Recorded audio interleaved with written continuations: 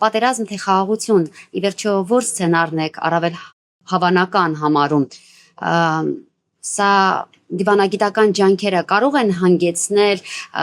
երկարատև կայունության տարածաշրջանում, թե սա ընդամենը մի փոքրիկ դադար է մեծ էսկալացիայից առաջ, հաշվի առնելով այն հանգամանքը, որ Իսրայելը շարունակում է ռազմական գործողությունները Լիբանանում։ Դար Ֆարհանգ Խաղաղությունը մեր մշակույթում, իսլամական մշակույթում առաջնահերթություն ունի։ Մենք չենք սկսել այս պատերազմը։ Նրանք, ովքեր սկսել են պատերազմը, պիտի ապացուցեն, որ հավատարիմ են խաղաղությանը։ Նրանք ենթադրում էին, որ կհաղթեն, բայց պարտվեցին եւ 12-օրյա պատերազմում եւ 40-օրյա։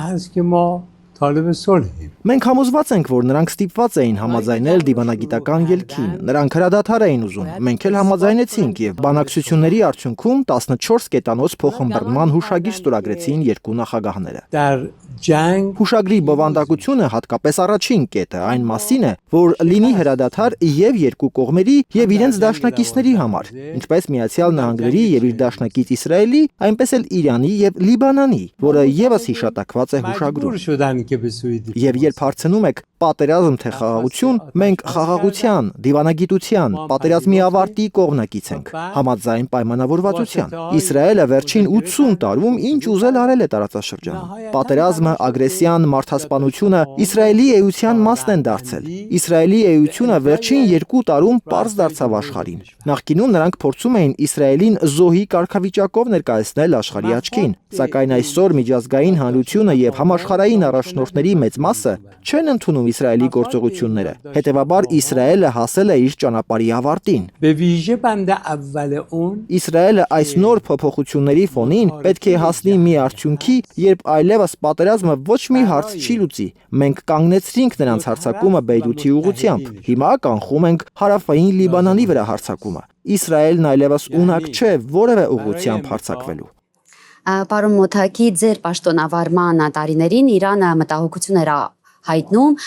Բաքվի եւ Թել Ավիվի մերձեցման կապակցությամբ վերջին տարիներին Ադրբեջանի եւ Իսրայելի ռազմավարական եւ ռազմական համագործակցությունը զգալիորեն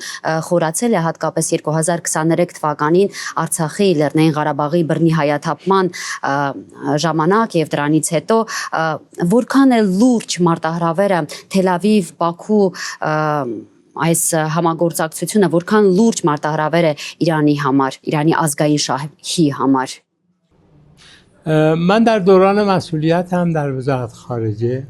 Ես արտգործնախարարությունում իմ պաշտոնավարման տարիներին համոզված էի, որ հարևանների հետ պետք է լավ հարաբերություններ ունենալ։ Հարևանների հետ հարաբերությունների ընթացքում ես տարբեր այցեր եմ ունեցել Երևան, ինչպես նաև Բաքու։ Իրանը ձգտել է օգնել իրականում Հայաստանին եւ Ադրբեջանին իրենց հարաբերություններում եղած հարցերի շուրջ։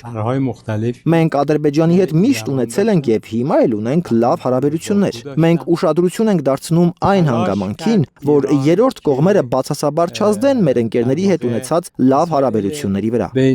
Բաքվի եւ Թել Ավիվի հարաբերությունների բնույթի մասին որևէ տեղեկություն չունենք։ Երբեմն լուրեր էին շրջանառվում, մենք այդ լուրերը քննարկում էինք Ադրբեջանում մեր ընկերների հետ։ Նրանք փորձում էին պարզաբանել իրանական կողմին եւ հիմնավորումներ ներկայացնել, որ Ադրբեջանը երբեք որևէ երկրի հետ չի համագործակցի ընդդեմ Իրանի։ Հետևաբար մենք հետամուտ ենք եւ երկկողմ հարաբերություններին եւ հսկում ենք, որ մեկ ուրիշը մեր երկկողմ հարաբերություններ չներխուժի։ Իրանը պարբերաբար ընդգծում է, որ Հարավային Կովկասում միջազգայինորեն ճանաչված սահմանների փոփոխությունը Թեհրանի համար կարմիր գիծ է։ Այսօր տարածաշրջանում իրականացվում են նախագծեր, մասնավորապես TRIP-ը, ըստ պաշտոնական Բաքվի այսպես կոչված Զանգեզուրի միջանցքը, որը կարող է թույլատնել կամ շրջանցել Իրան-Հայաստան ցամաքային կապը։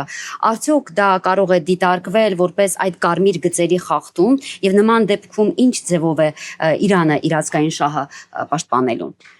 توافقات و تفاهمات Հայաստանի եւ Ադրբեջանի միջև փոխըմբռնումներն ու պայմանավորվածությունները մեզ համար հարգելի են։ Մենք վստահ ենք, որ եւ Հայաստանը եւ Ադրբեջանը հաշվի են առնում մեր մտահոգություններն ու անհանգստությունները։ Ես իմ անձնական կարծիքն եմ հայտնում Զանգեզուրի նախագծի վերաբերյալ։ Եթե Զանգեզուրի նախագիծը Ադրբեջանի, Հայաստանի եւ Նախիջևանի միջև կապի ապահովման համար է ու մեր երթևեկության համար խնդիրներ չի ստեղծի, Մենք որևէ առարկություն չունենք, սակայն եթե սա լինի տարանցիկ մի ուղի, որպեսզի ուրիշներն օգտվեն դրանից եւ հող նախապատրաստվի այստեղ ՆԱՏՕ-ի ռազմաբազայի ստեղծման համար, մենք միանշանակ դեմ ենք դրան եւ կարծում ենք, որ այս քայլը ոչ բարեկամական է եւ չպետք է իրականացվի։ Իրանը հետևողականորեն առաջ է մղում 3+3 տարածաշրջանային ձևաչափը, որը միավորում է Հարավային Կովկասի երկրները, Հայաստանը, Ադրբեջանը եւ Վրաստանը եւ տարածաշրջանի 3 խոշոր դերակատարներին՝ Իրանին, Ռուսաստանին եւ Թուրքիային։ Թեհրանը ներկայացնում այս հարթակը որպես տարածաշրջանային խնդիրների լուծման արդյունավետ մեխանիզմ առանց արտաքին ուժերի ներգրավման։ Սակայն կարծիք կա, որ նման դասավորության դեպքում Հայաստանը կարող է հայտնվել թուրք-ադրբեջանական ազդեցության ներքո եւ կորցնել անվտանգային հավասարակշռությունը։ Ըստ ձեզ, ինչ է պետք անել դա թույլ չտալու համար եւ ինչ դեր կարող է ունենալ Իրանը այդ հավասարակշռությունը պահպանելու համար։ تاکید ما بر این که Իմ այն պնդումը, որ տարածաշրջանի երկրները պետք է գտնեն խնդիրների լուծման ներքին տարբերակներ, սկզբունքային պնդում է։ Մենք համոզված ենք, որ ոչ տարածաշրջանային ուժերը բացառապես իրենց շահերն են հետապնդում, եւ ոչ թե այն երկրների, որոնց հետ բանակցում են։ Հետևաբար այս գործընթացը ես սկսել եմ արտգործնախարարությունում իմ պաշտոնավարման տարիներից Հայաստանի եւ Ադրբեջանի հանրապետությունների նախագահների, արտգործնախարարների հետ երկխոսություններով։ من در دوران وزارت Մենք շեշտել ենք, որ պետք է համագործակցության վրա հիմնված լուծումներ գտնել տարածաշրջանում։ Հետևաբար այս հարցը սկզբունքային է, սակայն հարցերի լուծումները հիմնված են երկու հիմնասյուների վրա՝ միջազգային իրավունքի եւ արդարության ու հավասարության սկզբունքի վրա։ Եվ մենք որպես անդամ ձգտում ենք այս բանակցություններում հարգել այս երկու սկզբունքները։ Հարում Մոթակի, շնորհակալություն ձեր ժամանակի եւ դիտարկումների համար։ من از شبکه Օգտագործելով երկխոսության հնարավորությունը 5-րդ ալիքում, որպես մի մարդ, ով շատ է այցելել ձեր գեղեցիկ երկիր, թույլ տվեք բարևներ փոխանցել Հայաստանի ջերմ ու մտերիմ մարդկանց։ Լավագույն մաղթանքները ձեր պետությանն ու ազգին։ Շատ շնորհակալ եմ։ و صمیمی ارمنستان بارودس میگم و سلام میکنم